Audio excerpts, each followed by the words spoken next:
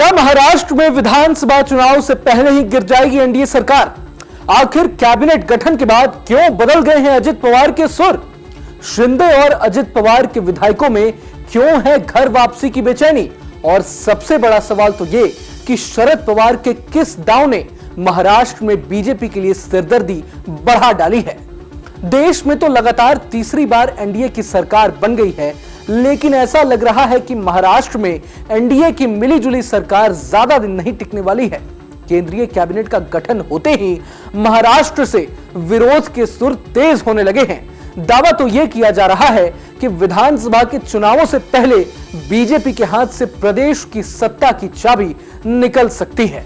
महाराष्ट्र कांग्रेस के नेता विजय वडेट्टीवार ने बड़ा दावा करते हुए कहा है कि एकनाथ शिंदे की शिवसेना और अजित पवार की एनसीपी के 40 विधायक उनके संपर्क में हैं, जो घर वापसी करना चाहते हैं। अब सवाल उठता है कि अगर ये 40 विधायक बगावत कर भी देते हैं तो इससे एनडीए की सरकार को कितना नुकसान होगा।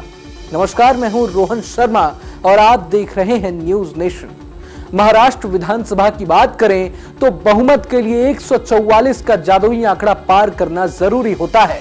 इस वक्त राज्य में बीजेपी के पास 103 सीटें हैं, तो वहीं एनसीपी अजित पवार के पास 40 और एकनाथ शिंदे की शिवसेना के पास 38 विधायक हैं।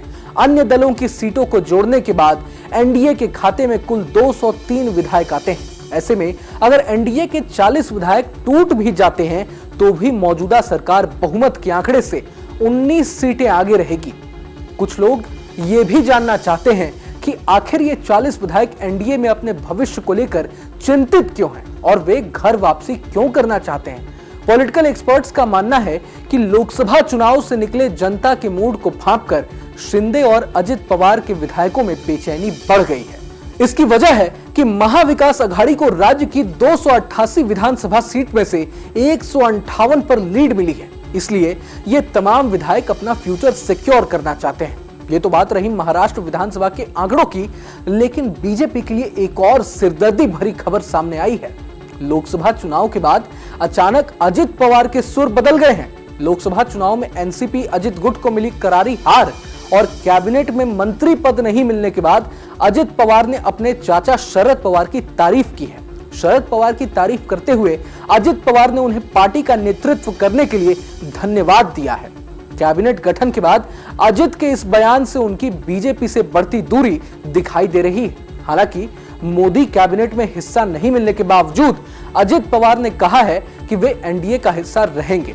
बता दें कि केंद्र में एनडीए सरकार बनने के बाद एकनाथ शिंदे और अजित पवार को कैबिनेट मंत्री पद मिलने की उम्मीद थी, जबकि उन्हें राज्य मंत्री पद का ऑफर किया गया था।